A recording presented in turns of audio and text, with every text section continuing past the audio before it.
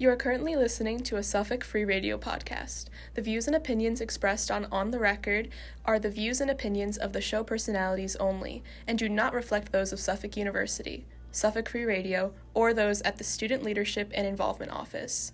Adult language may be used, so listener discretion is advised.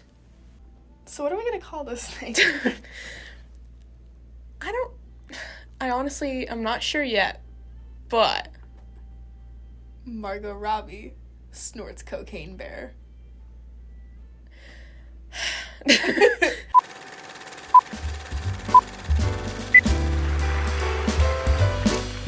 Oscar goes to Emma Stone, La La Land. And the Oscar goes to, alrighty, by a nose, Nicole Kidman.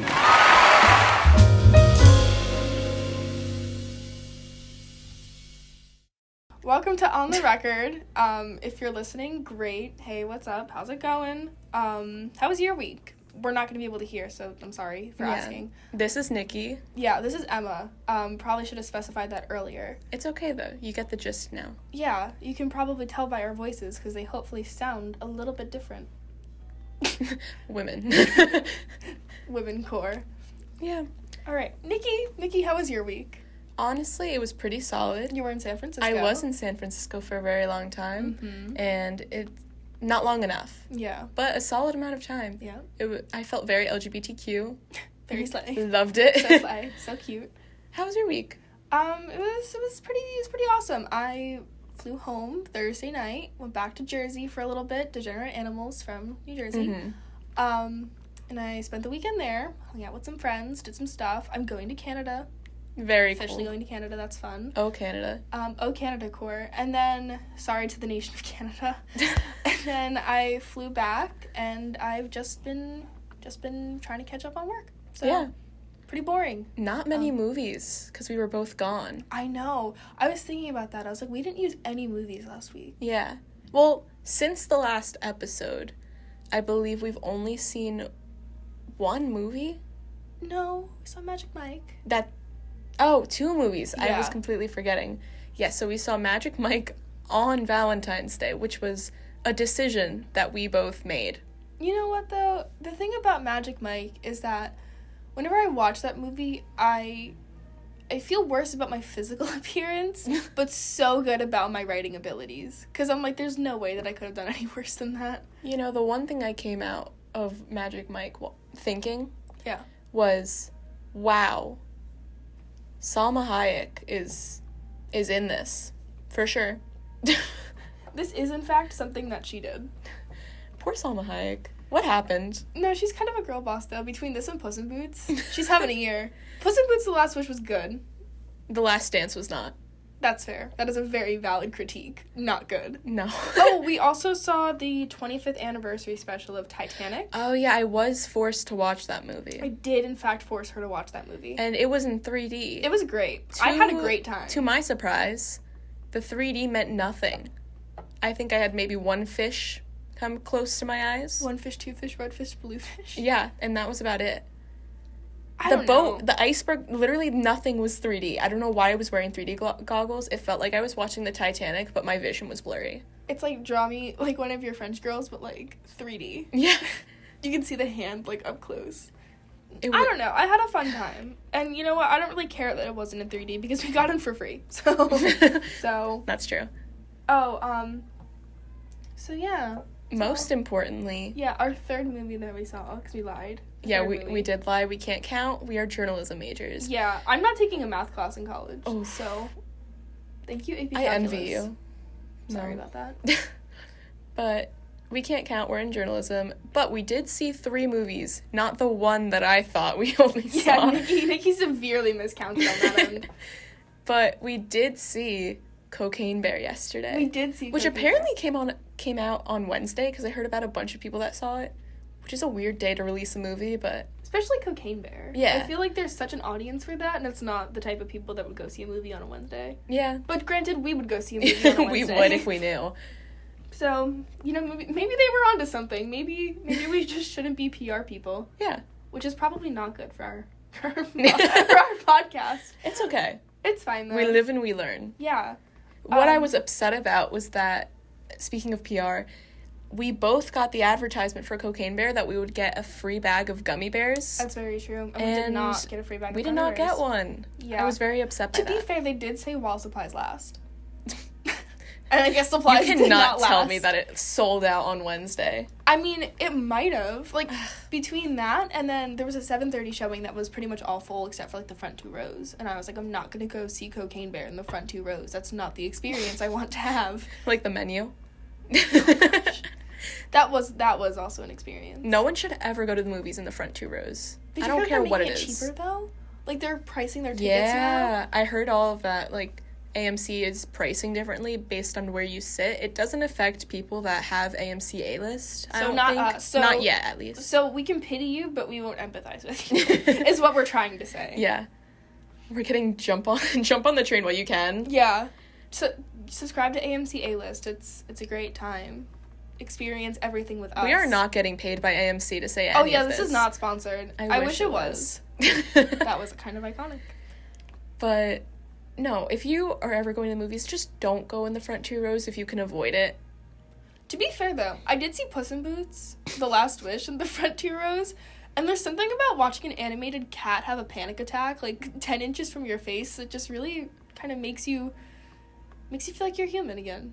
I'm gonna have to take your word on that, because I will never put myself through that. It's, honestly, good movie. Like, it's a really good movie. Underrated as hell, but such a good movie. It's something about animal movies.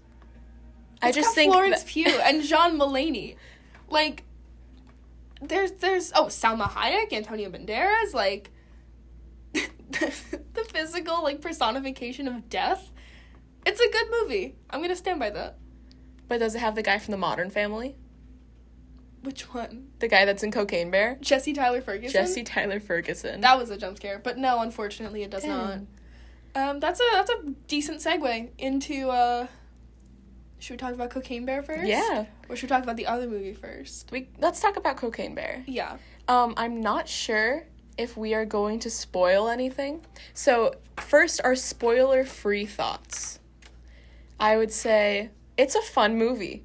Go out in a friend group. Don't go just by yourself to this movie. I would never recommend seeing any movie by yourself, but especially not this one. This is very much like, let's have a fun time with friends and watch this movie. The audience was super into it. Yeah. Like, they were clapping, they were cheering. This is the first time I could support, like, applauding a movie. Yeah, I got a little annoyed, but that's just because I hate fun. That's just because I'm a wuss. That's fair. I like my movie-going experiences to be silent. That's a lie. I talk That's why you like the Titanic. All the time. I do like Titanic. Such a good movie. No, but I think everyone should go see this movie unless you're not a fan of gore, because it's not insane, but a few people had a difficult time with it that I've heard that have seen it. It's a horror movie, so, like, you're gonna see blood. You're gonna see some limbs. It's about a bear on cocaine. There was a girl who was walking out behind us who asked her friend, I'm assuming, and she said something to the extent of, so how does this gore compare to the clown movie? In reference to Terrifier 2, right? Yes, in reference to Terrifier 2. And that girl would not survive a second of that movie. Yeah, we're gonna go on the record, hey, look what I did there, and say that this is significantly less gory than Terrifier 2, and significantly more gory than Willy Wonka and the Chocolate Factory. Yeah, I've got to agree.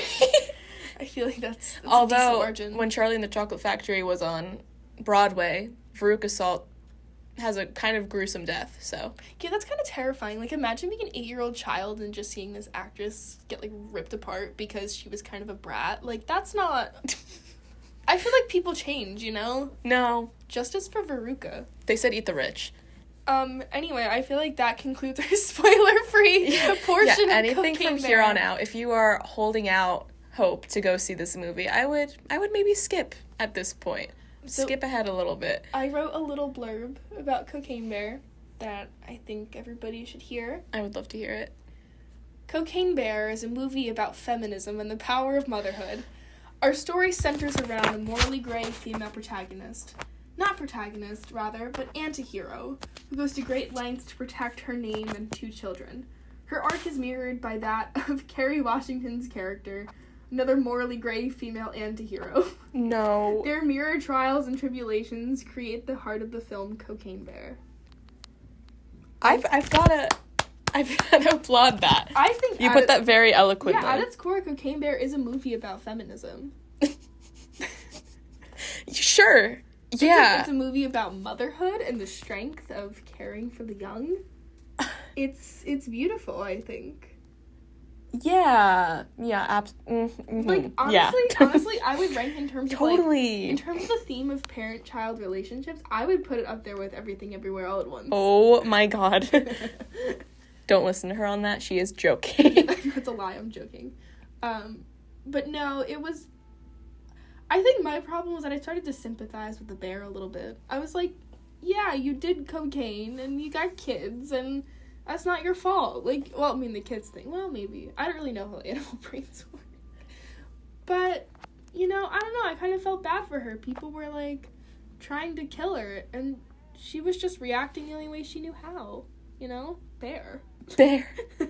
Before I get into my thoughts on this, I thought I'd read a few Letterboxd reviews. Oh, Letterboxd. In case you guys don't know what Letterboxd is, it's just like a movie review app or website. I recommend it. It's very fun to just put goofy reviews on there. Of course. So there's a few on Cocaine Bear already, and they're, what if the bear is a metaphor for grief, and then the cocaine is a metaphor for the bear? So let that sink in. So, wait, so is the cocaine, like, the bigger metaphor thing? Because, like, you know what I'm trying to say? Like... There's another one that says, it just says Citizen Cocaine. That's iconic. See, that's what we should name our podcast. Citizen Cocaine. Maybe we will. That's too good. Oh my gosh. If this movie doesn't win any Oscars, I'm suing. There's a lot of American flags. Yeah, wait, justice for, like, the little blonde kid. Like, he was kind of awesome in this movie. Yeah, there's a little kid in this movie that kind of reminded me of... I can't remember the movie, but the movie with Ryan Reynolds where it's, like, the younger version of him. Project Adam or Free Adam? The Adam Project. Adam, yeah. Well, I didn't actually see it. Yeah, I didn't see it, but it kind of looked like that kid. Vaguely. You know, okay. As someone who has never seen the movie and has only, like, glanced at that boy from that, I think he looks pretty alike. He's playing Percy Jackson in the Percy Jackson series. That's the same one? I think so. Stop it. No, what I was thinking he looked like was the younger version of Yelena in the Black Widow movie. Oh my god. I feel like they look pretty similar.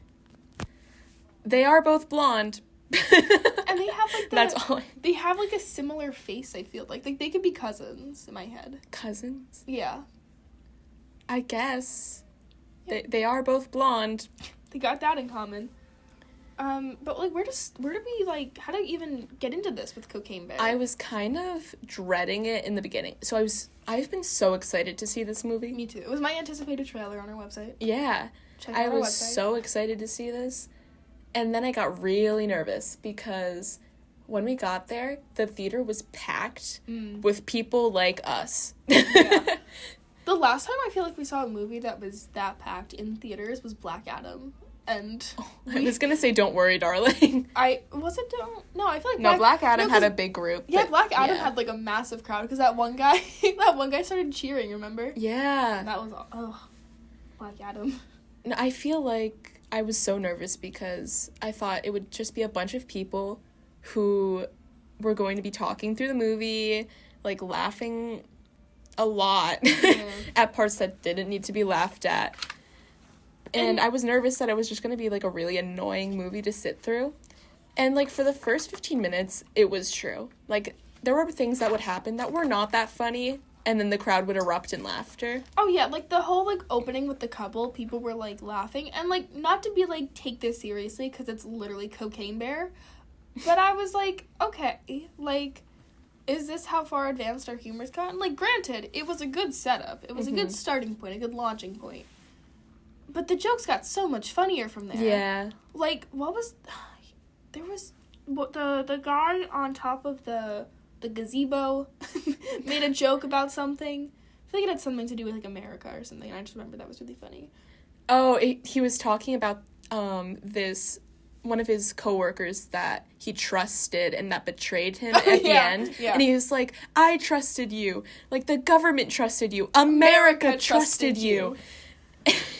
They had a lot of really funny jokes in that movie, honestly. There was another, when he was like, the one guy was like, what the hell is a pavilion or like, what the hell is a gazebo? And the guy was like, it's a pavilion-shaped structure.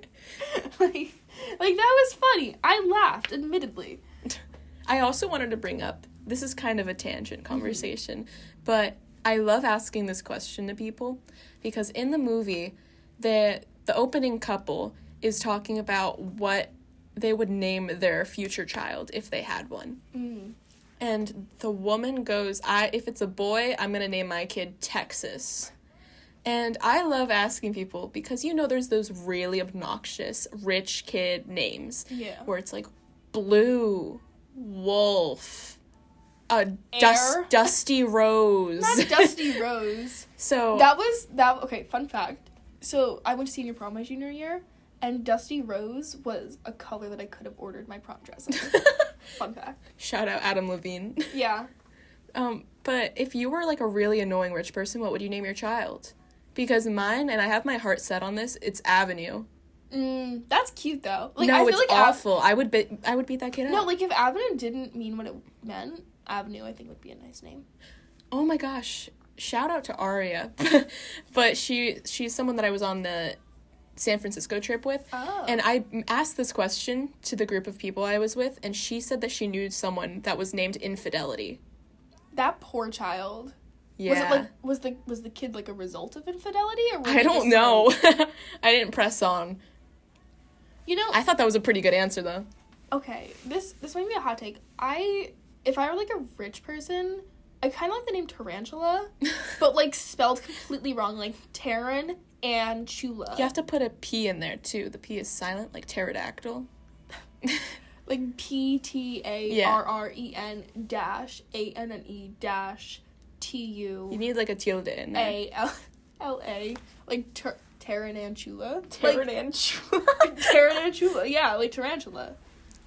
That's I think where I'm at with that. That's a solid answer. That's Yeah. original. Like Texas. Yeah, like Texas. Imagine naming your kid like Minnesota. Shout out to Minnesota. There definitely is at least one. Yeah. There's gotta be like, do you think there's a person named like the? I hope not. Like, what if somebody's name was like their last name was End, and so it was like the End? Now you need to stop. This is existential. You're putting these thoughts into the world. They just don't need to be there. I once read a Margaret Atwood quote. No, I promise. Stop I promise this is relevant.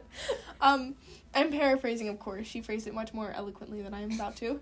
But she said, don't do Margaret Atwood like that. No, that's a compliment to you. Oh, aw, thank you. Yeah. She said something to the extent of, I'm hoping that if I write out a reality that is so horrifying that I'm kind of eliminating it from being a possibility, if that makes any sense. Like, because I'm thinking it into thought, I'm, like, removing it from I think you're putting that energy into the air. That's kind of what I'm trying to do here. Like, I'm giving people really bad ideas so they have time to realize how bad they are, so that way they don't do them in the future. I really hope you're right, because if I'm in the graduating class, like, if my child is in a graduating class with someone named The or End, I'm gonna blame you. Yeah, I feel like that's fair. What about Quartz? I feel like Quartz is, like, a good rich person name. But, like, a new money rich person name. I mean, I think it's pretty nice. Like, Amethyst. Yeah, Amethyst. I don't know why I just repeated what you said. I was like, yeah, Amethyst. You're my hype girl right now? Yeah. You can't see, but I'm pumping my fist. Unfortunately, they never got to name their kid any of these amazing baby names because they both die. Also, I feel like I looked at the credits and I saw that their names were Elsa and Olaf. Was it actually? I knew the woman was Elsa. Yeah, I think it was Elsa and Olaf. I could be totally wrong about that. I'm pretty sure wasn't that like a thing on like Titanic though? Oh no, that was Sven and Olaf. Oh my god. But I'm serious. Like that was the thing. Also, I've noticed this is like not related to film at all. Oh great. I've noticed that Perfect. that sometimes when I speak, my inflection changes, and so I'll like raise the end of a word in like a Scottish or Irish fashion. like, fashion. See? It, like, goes up. Well, you are a lady, right? That's true. I do own land in Scotland. Big enough for a she shed. Yeah. Building a she shed in, like, the middle of this random And I'm plot. sure Elsa and Olaf would have loved it. Except they're not Scottish. And they died. Oh, I thought you meant the characters Oh, from no, Frozen. not the characters from Frozen. Oh, well, I think they'd like it, too. I hope. I don't know. Back to Cocaine Bear. Thank you for indulging me. Of course. Yeah, I have no choice. Yeah, that's true. I really liked Cocaine Bear. I did. I liked the mom, not Kerry Washington, I meant the bear. I really liked the bear. I liked, there was a lot of, like, really funny jokes, I feel like, in terms of, like, ironic humor. Like, when the blonde kid with the bleach blonde hair was like, those are my buddies, we're gonna go to New York. And then it, like, flashes to them on a couch. And, like, two of them are decapitated. Yeah, two of them are, like, bloodied and, like... Because he doesn't know that they died. Yeah. I wonder if he ever found that out. I mean, probably. Because that's kind of sad. Considering he left, like, on his own. Because at the end, they just show him hitchhiking to New York, which is what he wanted to do with his two friends. But, like, I felt for him. You know, I was thinking about that, too. Like, I know these movies are supposed to be funny, but in the beginning, I genuinely did feel a little bit bad. I was like, these are real people who are dying. And granted, they're not real people who are dying at all. Yeah. But within the universe, I was like, this is, like, a really sad event. This is so upsetting. I was very upset because usually I feel like we could plan these types of horror movies out. Like, the people that they give the most story to aren't as likely to die as the people that are on screen for less time. This was a free-for-all. Yeah, because the, I forget his name, but the deputy. Bob. They gave him this whole... Basic name ever. Sorry. They gave him this whole, like, side story about wanting to adopt this other dog. Because he adopted a dog and thought it was going to be a lab, and then it was this really, like, floofy dog that looked like Shar-Pei would own it. And so the rest of it, it's, like, him contacting the adoption agency wanting to get a lab. And so I thought that was going to, like, amount to something. But no, they just kill him off. Yeah, it was really sad. I felt bad. I did really feel bad. And I felt... I don't know. Like, when the park ranger died, like, she just wanted a date. And they had some gruesome deaths in this. Yeah. Oh, Besides, my gosh. Like, I thought the most of it would just be, like, people getting torn apart, which is not light by any means. But that park ranger, she survived being mauled by the bear, was in the back of the ambulance, and then after the bear gets into the ambulance, because of course she does, the stretcher that the park ranger is on slides out the back of the ambulance, flips over so she's facing the ground, and her face slides all down the road. Yeah. And her face is being dragged against the ground. Yeah. And it is awful. Yeah. That's not a way that I would like to go out personally. That was one that I squinted my eyes at. I'm like, oh, that was kind of bad, yeah. That was nasty. But it was interesting. Like, I didn't expect them to have those types of deaths. I thought it was just going to be, like, being eaten and torn apart. I need to bring this up. I feel like, just like Triangle of Sadness, Cocaine Bear is also a commentary on wealth. Because Ray Liotta, oh my God, his character was obsessed with, you know, getting this cocaine back so that he could sell it, and then get super rich. And they were like, this is, like, millions of dollars worth of cocaine. And I think we as a society need to realize that, you know, maybe we shouldn't be selling cocaine for as much. Really? Maybe we shouldn't be selling cocaine at all. Maybe. Just maybe. This program is sponsored by Dare. No, I'm kidding. Also, that was a total joke. This is not a commentary on wealth. This is... Yeah. It's very far from it. Yeah. It's not a commentary on anything. No, it's a commentary about the bear. It's a commentary on what would happen if a bear ate cocaine and did not overdose somehow. Yeah, which, for those of you that don't know, Cocaine Bear is based on a true story. Like, this did happen. I forget where, but, you know, one of those empty states. I honestly... like, where it takes place. Is that where the movie takes place? Yeah, wasn't it in Knoxville? Oh, shoot, yeah, you're right. I don't know if that's where it happened or not. I don't know. But it did happen. Like, a bear did ingest a lot of cocaine, but in reality, it just, like, died immediately. It overdosed because, yeah. And apparently, I don't know if this is true. I thought I saw a picture of it, but they had taxidermied the bear, Oh. And it's, like, in a store, and they decorate it for holidays. Remember when Abby Lee Miller taxidermied her dog? Oh, my God. I don't like how we brought Abby Lee Miller into this podcast. We don't want to bring that energy into the air, either. I mean, I feel like it's kind of iconic, but... No. You know... Listen, this poor bear. Yeah, I do kind of feel bad for the bear. This bear deserved the better. The bear had children, by the way. They were cocaine cubs, and they were the cutest things ever. Oh my gosh. When you said cocaine cubs, it reminded me how much I loved how in the movie, the little boy that we were saying acted so well, he kept referring to the bear as the cocaine bear. Yeah, he was really self-aware. Like, he was good. I really liked that kid, and I want to see him in future projects. Something I didn't expect from the movie that happens early on. I did not know I would be watching children try to do cocaine. Oh, yeah, I was gonna bring that up. I feel like, actually, that's a lie. I was gonna say, I feel like if I saw a powdery substance, my first instinct would not be to eat it. But Fun Dip existed. I was literally just thinking about Fun Dip. I literally ate Fun Dip before going to see Cocaine Bear. Did you really? I did. I love Fun Dip. I should order Fun Dip. You should order when I get back to my dorm. Do that. And then give me some, and then we'll watch Cocaine Bear again. True. Yeah, I feel like... No, I didn't expect to see children. Like, well, to be fair... It had no effect on them, by the way. Well, because they didn't actually do cocaine, they just, like, tried to eat it. It turned into, like, a cinnamon challenge looking thing, and they immediately spit it out. So it's not like it had any effect on them, because it was like they had baby powder in their mouth for 2 seconds. They didn't actually ingest it. No, I don't know that. But, wow. I didn't know that was gonna happen. Yeah, yeah, I didn't know there would be kids in this movie. I did not know that Kerry Washington was in this movie till, like, she showed up, and I was like, oh, we need to discuss, by the way, Kerry Washington just, like, being a nurse when it's convenient. like, that was so convenient for everybody. It was one of those things, like, in the beginning of the movie where a movie will give you information, and you think to yourself, this is probably going to be important later.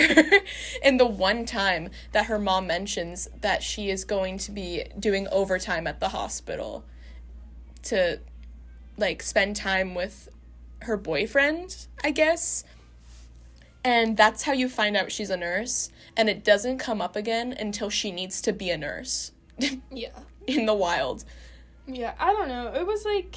convenient timing, for sure. It was plot convenience, for sure. But, honestly... was this like Elizabeth Banks' first movie? I have no clue. Because if so, hats off to her, because she nailed it. My roommate was saying that she mentioned something about doing Cocaine Shark. Oh, no. And I want a Cocaine Sharknado crossover. No, because we need to end it here. Because I am an avid Sharknado watcher. I'd like to let everyone know. Which is why I can't be a film major. You know who was in Sharknado? A lot of people. Abby Lee Miller. She was. Mm-hmm. I love Sharknado, but you know what I don't love? Lavalantula. And I don't want Cocaine Bear to become one of those things where they just keep going along with it and, like, creating new ones. Just like Cocaine Animal Kingdom. It was like Cocaine Food Chain. Hey, that rhymes. Cocaine Food Chain. Imagine that's like an album. Cocaine Bear inspired theme park. Oh no. Oh no. It's like, I could see it, honestly. Except you don't get offered cocaine, of course. Oh, yeah. Sure. Because that's the issue. That's the single issue with this proposed idea. Hey, speaking of cocaine... You know who else does cocaine? Margot, Robbie, and Babylon. That was a smooth transition. Right? And totally not planned. No, because I was going to say it earlier when we were talking about Abby Lee Miller. I'm going to keep bringing her up. But when we were talking about Abby Lee Miller, I was going to say, well, you know what she says? Everyone's replaceable. And you know what movie showcases that very same theme? Babylon. Oh my god. So it literally does, though. Babylon came out, late December of last year. And we just really need to talk about it. Yeah.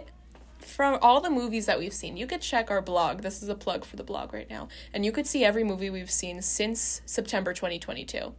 And out of all of them, most of them were bad. Well, okay, granted, we did see Don't Worry, Darling like 6 times. Yeah, so that does have something to do with it. But when I say, like, they were bad, I mean that when I saw Babylon for the first time, I was crying when it ended, not because it was sad, which it was, but because it was the first actually good movie I had seen in, like, months. Yeah, that's true. I do remember that. You were standing in the parking lot being like, I liked a movie! Yeah, I started FaceTiming people. Yeah. It was a big moment for us, I feel like. It was, because then I actually felt like I could have an opinion on something strongly, and it was actually valid. Yeah, Babylon, I really liked Babylon. I don't understand the hate. Okay, I do understand some of the hate for it. Like, I was thinking about this, right? Because a lot of the issues that people had with Babylon was that they didn't market it. Oh, that was a loud noise. But they didn't market it properly. Like, that's what people were saying. And I was like, what do you mean? Like, they advertised it all the time. It was everywhere. And then I realized, no, they didn't. We just go to the movies. Yeah. Like, the only advertisements that I had seen for it, besides, like, the poster on, like a pop-up poster on, like, the Tetris game that I play in class, was, like, the trailer in the movie theaters. Like, I didn't see anything else for it. There were no commercials that I saw. Granted, don't have access to cable. But, I don't know. I was really upset by it. I love Damien Chazelle. I'm such a Chazelle girl. Like, for a movie with Margot Robbie and Brad Pitt, it really didn't get any, literally, like, recognition. And considering that La La Land won big the last time, and this was, like, kind of a movie I feel like in the same vein. Yeah. I was surprised it didn't do as well as it did, but then again, we talk about the whole marketing thing, and that makes sense. And also, I just know it's not for people. Like, I know my mom would hate this movie. I know my dad would love it. Your dad would love it. I think my mom wouldn't understand. I think my mom would have a hard time getting past the first, like, hour of it. I think we literally said this in the last episode, but it's like a Quentin Tarantino movie without the guilt of watching a Quentin Tarantino movie, because it's so chaotic, but so interesting at the same time. Do I want to go through some of our notes real quick? Because I feel like some of these are really funny. Yeah, we took notes during this movie. This is the first movie that we ever took notes on. And I have 1, 2, 3, 4, 5, 6, 7 pages of notes. Yeah, I think I also have something like that. And because there's really so much. It's also a 3-hour movie. Which, again, it's so with any 3-hour movie, it could be shorter. Except for Titanic. It could be way shorter. No, it couldn't have. Yes, it could. You need the whole build-up of their love don't. story to make the ending as impactful as it is. No. It's a frame story, Nicole. You need to stop. Taking my People are clicking off of the podcast right now. People clicking on. All right. The first note that I have written down is because I read this in a review and I don't remember who wrote it, and I'm about to plagiarize and I'm so sorry. Don't sue me. Babylon being described as a love letter to cinema and hate mail to Hollywood. And I think that's just a perfect summary of it. Like, it's so anti-Hollywood. But it's so pro-cinema. Yeah. It's, honestly, it's like, artistic. the cinematography, stunning. It's such a good movie. I have this written down because, well, now I'm in a visual aesthetics class, so I know a little bit more about... I have some knowledge. Like, I have a little bit more knowledge about different shots and angles and lighting and all of that. Are you sad? But even before that, I could watch this, and there's one scene, also spoilers for this. Yeah. Or actually, okay, watch the movie. That's my no spoiler thing. Yeah, click off, watch the movie, come back. Thank you. Everything from here on out, spoilers for Babylon. But there's one scene where they are panning through a bunch of different sets. So, like, Margot Robbie is getting her first acting job, and they do one take, or at least it's edited so well that it looks like one take, of just panning through multiple different sets. And it's so clean and just, like, fluid. Yep.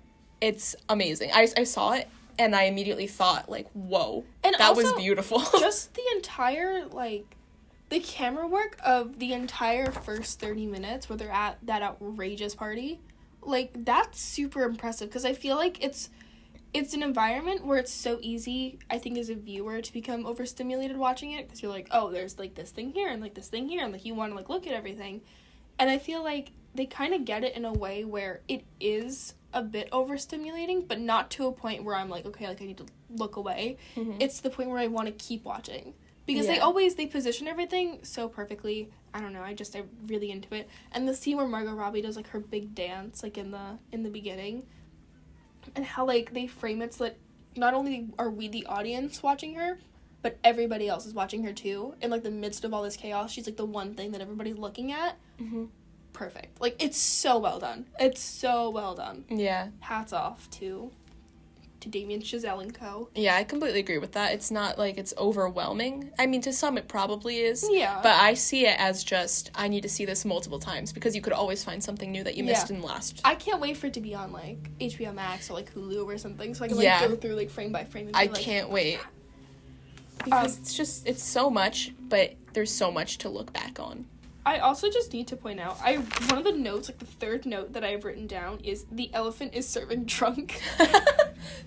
Yeah, but that's one thing that I will say I agree with people that don't like this. There's a lot of shock value just for the sake of shock value. Yeah. So there's, like, a really nasty scene in the beginning where you see this elephant take a dump on top of Diego Calva. And his friend. His friend, yeah.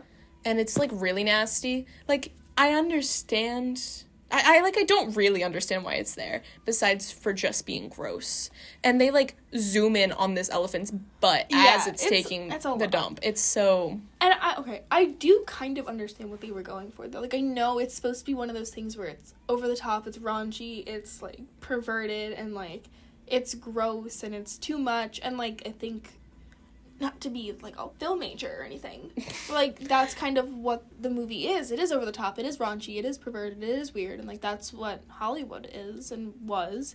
And, like, I understand logically that that's kind of what they were going for, like, keeping into the same aesthetic and the same style. But and it's at unneeded. The same time, it's unnecessary. I can't. It's the same thing with the Tobey Maguire scene, which we'll get to. Oh, Lord. Yeah, we'll get to that. That's a lot. Because as much as I love this movie, I can admit that I know why people, like, exactly why some people don't like it. Yeah, it's valid, I feel like. But, yeah, I also have written down, and I still agree with this, that everyone, even, like, ensemble background characters, everybody is giving it 100%. Yeah. And that, I feel like that is so admirable, because there's something about watching extras in movies who just don't know what they're doing. Or, like, they do know what they're doing. You'll see someone, like, walk into a wall. Yeah, or, like, they'll be making conversation with nobody. And, like, just everybody knows. Everybody understood the assignment. Yeah. Here. Like, they got it. They got it 100%. No points missed. And, yeah. I do also have, going along with the cocaine theme of this episode, when, Manny and Nellie go, like, the two main characters, they go to snort cocaine. Mm-hmm. Because Nellie is addicted to everything. And it's I just have quoted, "Of course I do cocaine, me when I lie." That's just the one thing. Me when I lie. Me when I lie. I love Diego Calva as Manny. I really do. Diego Calva, I know, I knew he wasn't going to get nominated for an Oscar because I know. Like, Babylon didn't get nearly enough recognition, and he's not as big of an actor. But, man, I wish he at least got a nomination. Yeah. I feel it was a sorely underrated film, in my opinion. He was so good. Yeah. What else is there? Oh, yeah, Nellie and Manny's theme. Go listen to that. Yeah. Go on Spotify or whatever you listen to music on and look at Manny and Nellie's theme from the Babylon soundtrack, because it brought me to tears every single time. And now when I go back at it, I will just start crying when I hear that song. No, because you know what it is? And I have it on a bunch of my Spotify playlists. Like, I listen to it all the time. It reminds me of music that old people would dance to in a kitchen. Yeah. But they never got to grow old together. Mm-hmm. They never got to experience that. And so, like, that knowledge is just... ouch. It is the perfect character theme. Honestly, I don't think it beats, but I think it definitely rivals Mia and Sebastian's theme from La La Land. Yeah. Which is a big thing for me to say, because if you know me at all, La La Land is, like, my entire personality. Like, seriously. Like, I love La La Land. But this is a really good piece of music. Also, Voodoo Mama. So all good. of the music on this soundtrack is just beautiful. Yeah, I'm a big fan of the soundtrack. What else is there? Oh, yeah, there's Margot Robbie says a quote about the whole thing about, like, being a star. And she says, you either are one or you ain't. And I love Margot Robbie. I love Margot Robbie. In conclusion, I love Margot Robbie. Yeah, it's just so beautiful. They have a lot of really funny parts, too. Yeah. So I loved when they did little transitional cards. So they would do, like, lunch or, like, back on set. Yeah, we need to talk about that scene, because there's a scene where they're, like, shooting, I'm assuming it's some type of, like, medieval, like, movie, and they have like this big battle scene, and it's just like the super intense thing, and they start playing Night on Bald Mountain. And again, I don't know if you know what that is. I love Night on Bald Mountain, one of my favorite classical pieces. She was in band. Okay, you don't have to out me, like, immediately. Yeah, I was in band. We played it every single year in the Halloween parade, and brought back really good memories. But honestly, the use of Night on Bald Mountain here, so funny.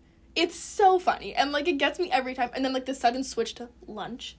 Yeah, they just, like, they'll be showing this intense battle, and then the screen will go black, and it just says lunch in text in the middle of the scene. And they just immediately, like, cut to more people just sitting in complete silence, eating their lunch separately. Also, Jean Smart. She was so good in this movie. She was so funny. I loved her. Like, yeah. She's so us. Like, she's so me-coded. Like, I get her. I understand her. She gives Brad Pitt a reality check. I mean, yeah. What's not to love? What's really not to love? Oh, yeah. There was this one quote that I loved. At the end, we're jumping around this movie, but yeah, I don't even care. Towards the end of the movie,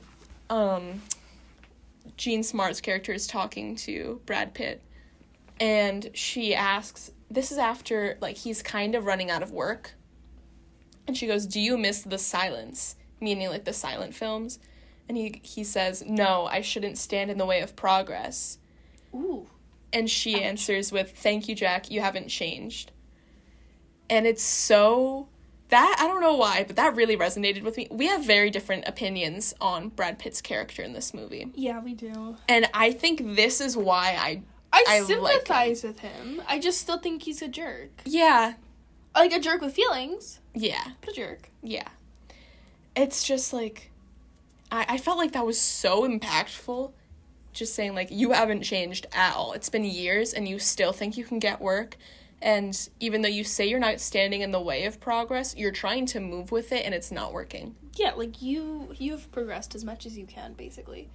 And that's a really sad thought. Yeah. That is a really sad thought that at some point we will probably just stop growing and changing. Which I don't agree with necessarily, but that's... You do get to a point. I mean...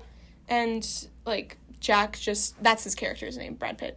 Jack was not able to adapt to the times. Like, his time was over in film. And even his house... does not change. That's true. It's the same exact, like, decor from the beginning of the movie to the end of it. And it's the same thing, like, with his wives. Like, they all start out the same, but then they all, once they, like, change and, like, kind of find their own agency, it never works out. Like, he can't keep a relationship because his wives are actually changing as people, and he isn't.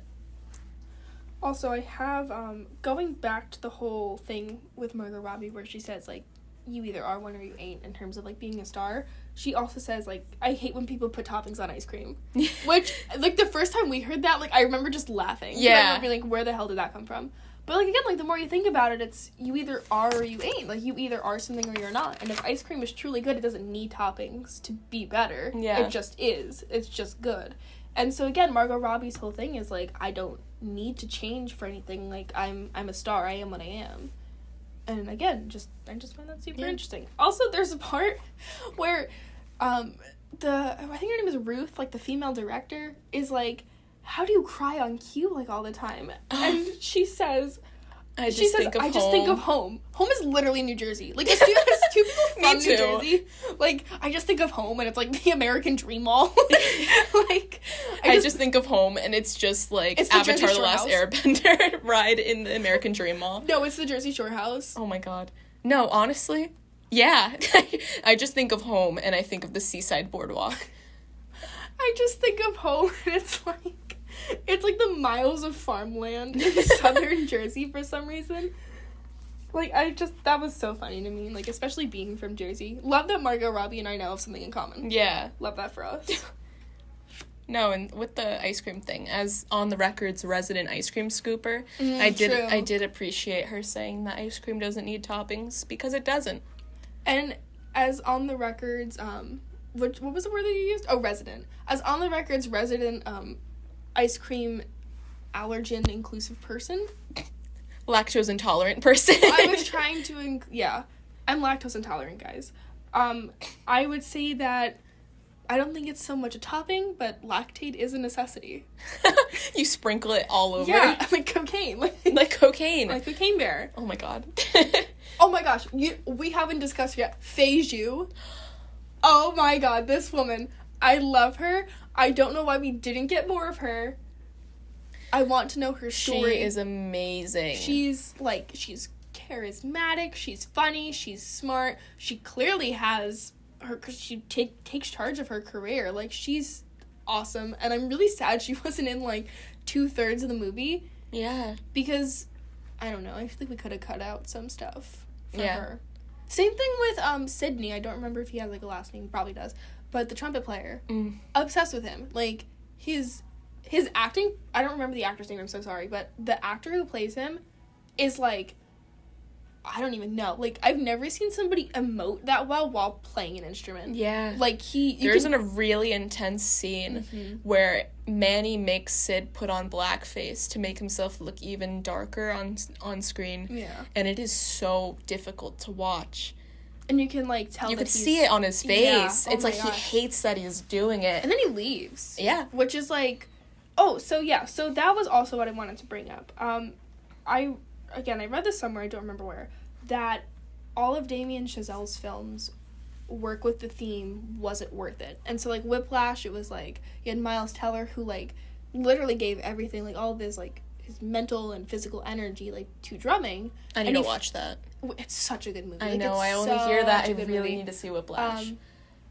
And so he finally gets to a place where he is, you know, moderately successful. Like, he has impressed. I don't know if impress is the right word, but, like, J.K. Simmons isn't a total jerk to him, basically, by the end.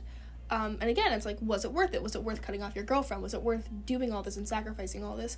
Same thing with La La Land. You know, Emma Stone and Ryan Gosling, they don't end up together. They don't get married. They don't have a family. They could have. They show you what could have been.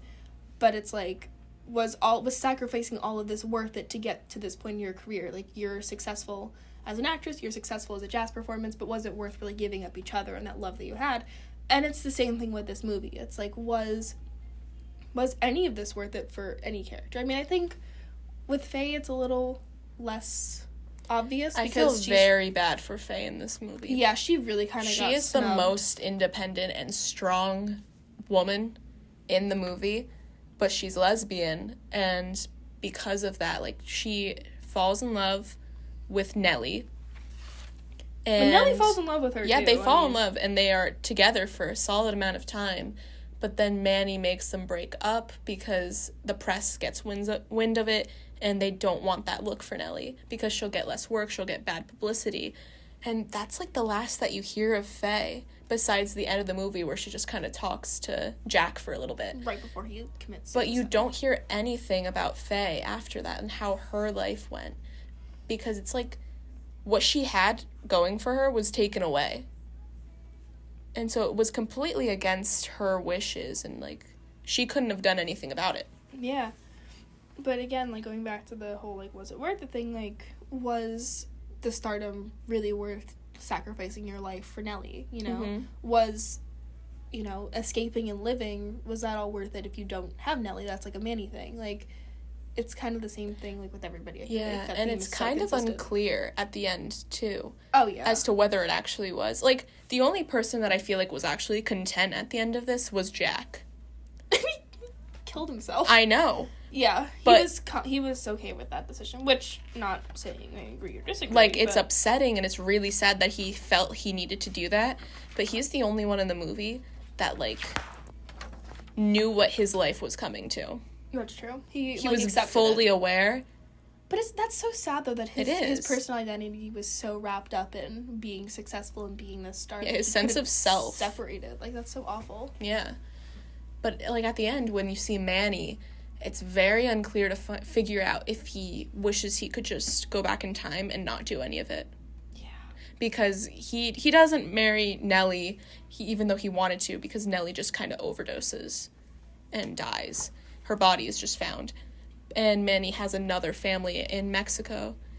But it ends with him coming back to Hollywood and going into a movie theater and watching basically his life unfolds before him. It's like a movie about the start of movies with sound. Yeah. And he breaks down in the theater to, like, Singing in the Rain. Which, like, same, but... Yeah.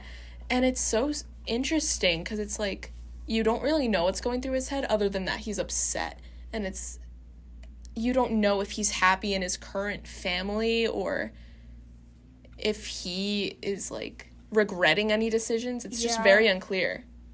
It's a pretty bittersweet ending, I feel like. I don't think there's anything sweet about it. Okay, well, before we get to the ending, let's just talk about, real quick, the Tobey Maguire scene. Oh my god. Because Notice how I tried to skip around that? Yeah, I'm so sorry, but we do have to bring it up. You can very clearly tell that I, like, overcompensated with, like, feeling anxiety by writing down things that were funny, including Tobey Maguire writes young Sheldon, Lyle Crocodile I forgot about that. Yeah. And then it's giving the inside to Skull Mountain, which is a ride at Six Flags Great Adventure in New Jersey. So yeah, that scene was honestly really terrifying. I don't feel like I'm somebody who's very squeamish, but there's this big guy, I don't remember, like, what they call him. Do you remember what they call him? I don't remember. But he's, like, this big, like monster-looking dude, and he's, like, their act. They go to this place, I don't know if I can say the title, but they go to this place, and it's, like, really creepy and weird, and it's basically, like, I can say it? Yeah. Yeah, okay, well, they call it the asshole of LA. And it's, like, okay, yeah. And they go, and,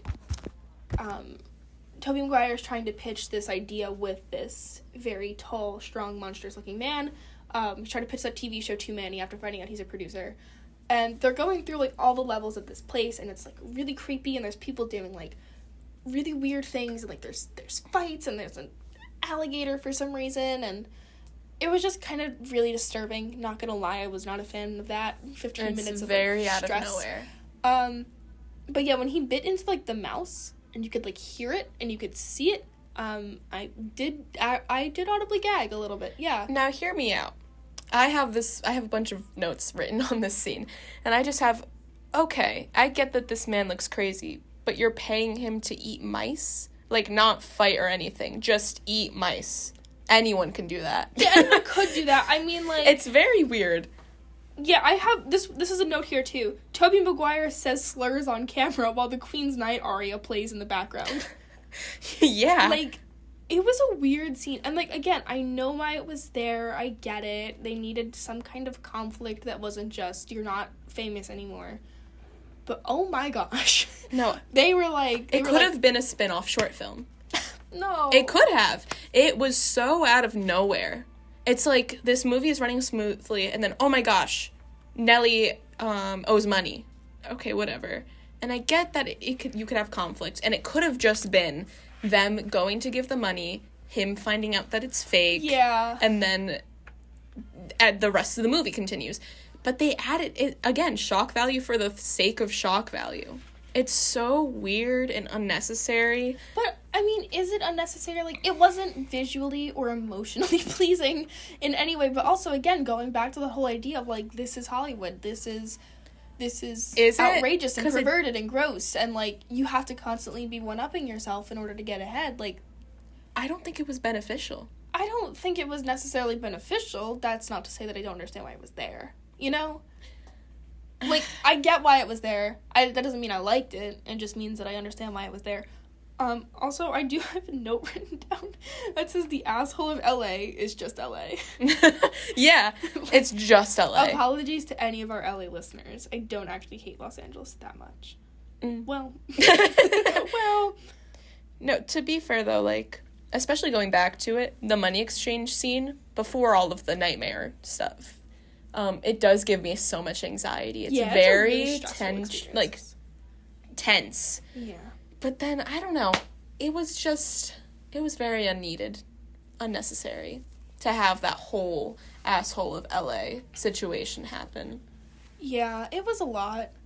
And it was really weird. But we did get that, honestly, I thought, pretty brilliant scene with Nellie and Manny, where he's, like, yelling at her in Spanish, and she's, like, breaking down. But and, that like, would have happened either way. Yeah, but I feel like understanding the stakes of it, like, I kind of understand why she was as freaked out as she was, because she's not a person who gets freaked out, like, clearly.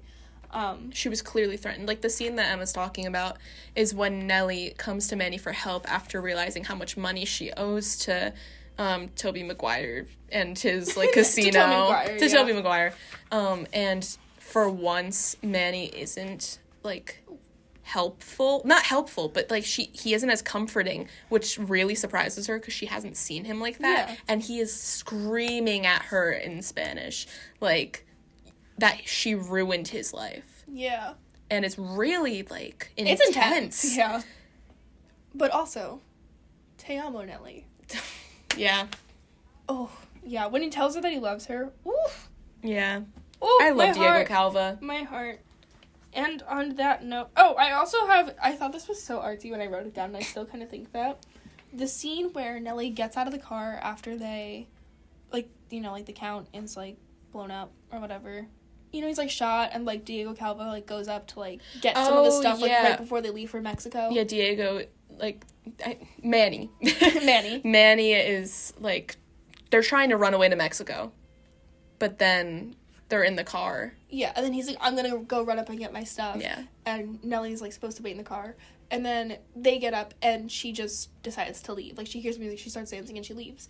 And I wrote down, like, the idea of, like, dancing into, like, darkness and, like, obsolescence and, like, just kind of performing until you're just not a star anymore and, like, you lose that light. And it's the same thing with Brad Pitt. It's like he kept performing until he was no longer... He's burnt out. Yeah, he was burnt out. Dark. It's, like, the idea of, like, dark and light, and, like, losing light is losing fame, and that's like, inherently a bad thing. And then she dies, like, shortly thereafter, I'm assuming. Yeah. But yeah, I just thought that was, if like... not immediately, like, soon. Yeah, I don't know. It's never really clear. But I just thought that was kind of artsy of me to point out, and I wanted to flex that a little bit. And then I think I can finally get to the final montage. The ending. Nikki's rolling her eyes, I have many words. I have many words to say about this ending montage. And Emma, you can say so much about this. I know. And you could try to explain to me why it's there and what Damien Chazelle was trying to think when putting it. I know. You hated it. And I think it's BS. Yeah. I do kind of feel like it was a bit of a cop-out. Like, it was an easy way out of a brilliant film. Okay. Well, that's a lie. It's avant-garde bullshit. In the words of Anya Taylor-Joy from The Menu. Yeah. Okay. So, the first time I saw it, I was like, there's no way. There is literally no way we're ending this brilliant film with this.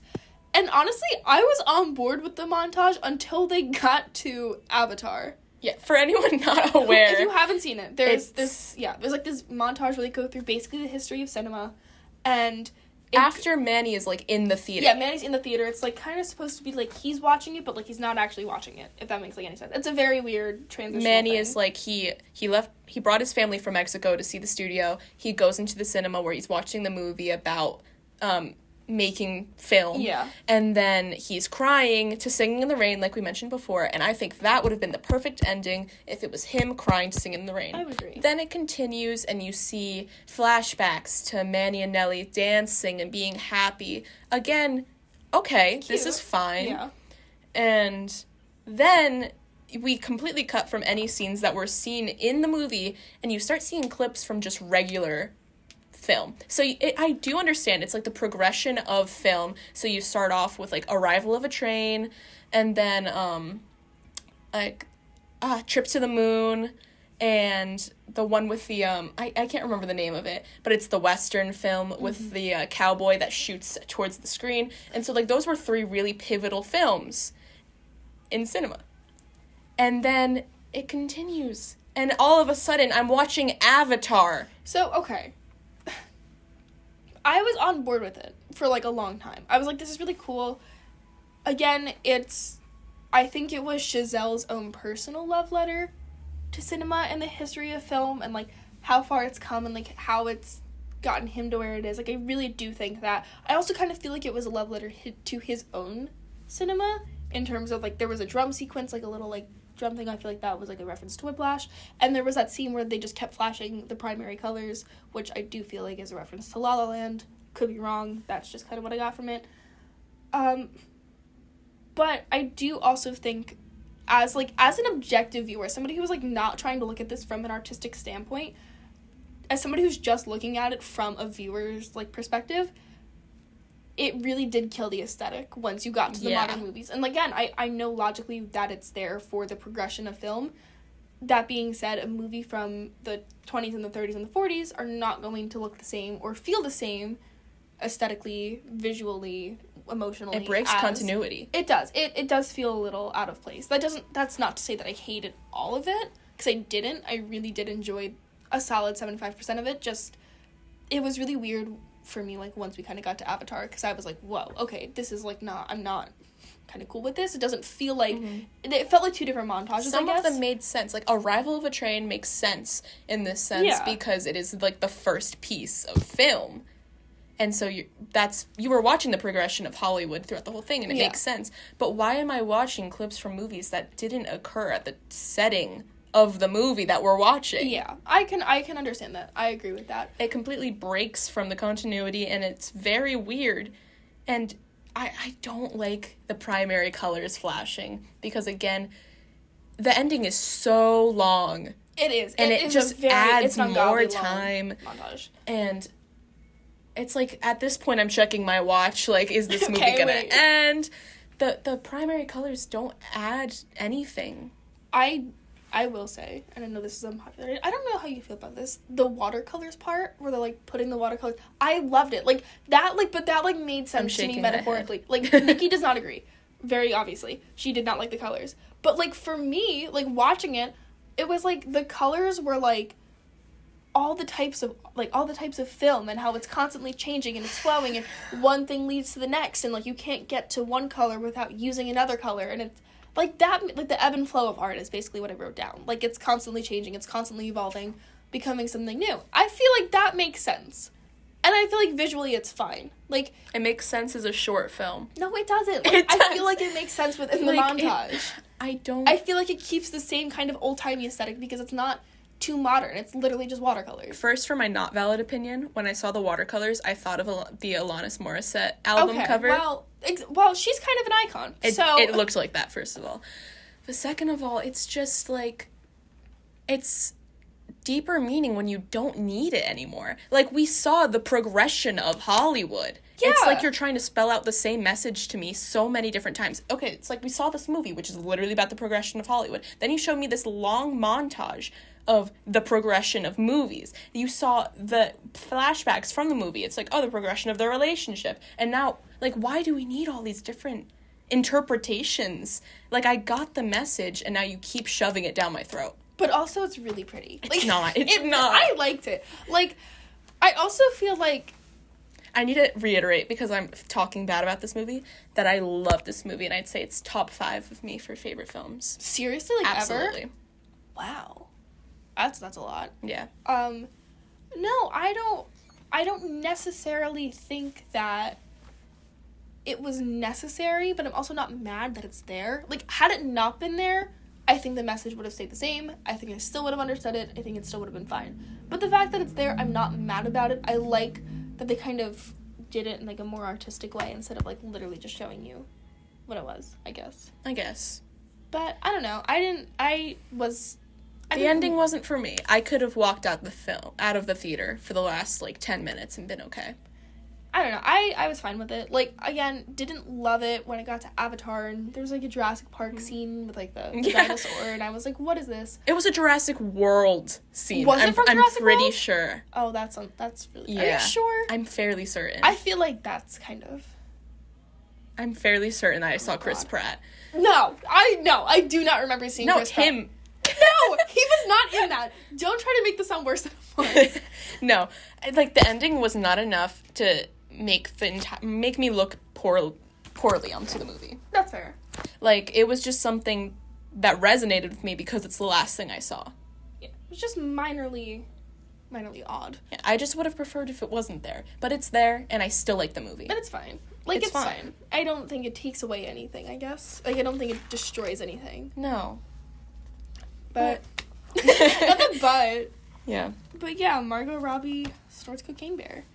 Margot Robbie does snort cocaine. What would you rate Cocaine Bear out of 10, and what would you rate Babylon out of 10? Or 5, whatever I'm going to do out of 5, because that's what Letterboxd has conditioned me to do. Okay, fair. And I think I rated Cocaine Bear a I think I rated it like either a 3.5 or a 4 out of 5. Yeah. Okay, that's fair.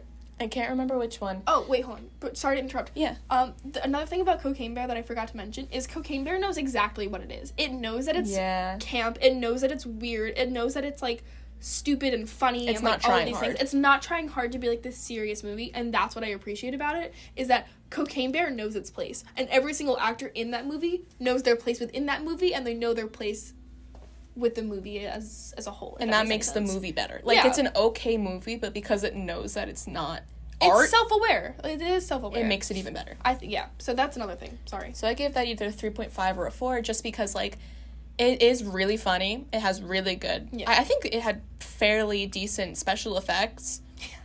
Yeah, honestly, it wasn't a bad Like, movie. I wasn't pulled out from the movie because of how fake everything looked. And I didn't think I'd be rooting for the bear on cocaine by the end of it. But hey, feminist icon. They tugged at the heartstrings. Women supporting women. But... Elizabeth Cady Stanton. What's another one? Wait, Elizabeth Cady Stanton, Susan B. Anthony, and Cocaine Bear. So, I thought it was a decent movie. I would see it again. We probably will see it again. yeah, we're probably gonna see it tomorrow. Or And something. yeah. No, And less. for Babylon, I genuinely, out of 5, I'm so biased. I think I did give it a 5 out of 5 stars because I Really? do feel strongly about it because you can only do 4.5 or 5. Which is true. I feel like I would put it I think I'd give it a 4.5, honestly. Because, like, to me, La La Land is a 10 out of 10 as my personal favorite movie, and, like, I don't think it's better than La La Land, honestly. I don't really think it's necessarily better than Whiplash either, but I still think that Babylon is a better movie than most movies. So, Most movies we've seen. yeah, I mean, I feel like we've seen a pretty expansive list of movies. Yeah, you know, Lyle Lyle Crocodile, Black Adam. Well, okay, Don't I'm talking Worry. about as a whole, not just in the theaters. Yeah, no, I get it. I just really, really enjoyed watching this movie. I do too. It was a good theater experience. It was such a good movie experience. And I wish, mark my words, if the Oscars don't give Babylon best score. Oh my gosh. Justin Hurwitz, by the way. I love Justin Hurwitz. Justin Hurwitz is, like, my favorite person on the planet. If you're listening to this for some reason, hi, I love you. I will show up at the door of every single member of the Academy Yeah. and threaten them to change their vote. You know, we should start a petition to get us into the Hollywood Foreign Press. Just saying. Not that one. Let's just get into the Academy. Isn't that, like, so much harder, though? Probably. I think the Hollywood Foreign Press, you only have to, like, submit Essays. essays? I thought it was just, like, 8 Paid pages. for work, yeah. Paid for work? Yeah. Oh, gosh, we gotta get paid for this. If anybody wants to pick us up. Yeah. No, I mean, pick the podcast up. Not, Mom, pick me up. Mom, come pick me up, I'm scared. Yeah, if anybody wants to start compensating us for this, we'd be more than willing to do that, fun fact. But yeah, I think, so you gave Babylon, what, a 5 out of 5? I give it a 5 out of Cocaine Bear, 5. like a 3.5 Yeah. out of 5? Okay, understandable. It's pretty. Oh, stacked up against our other movies. Oh, yeah.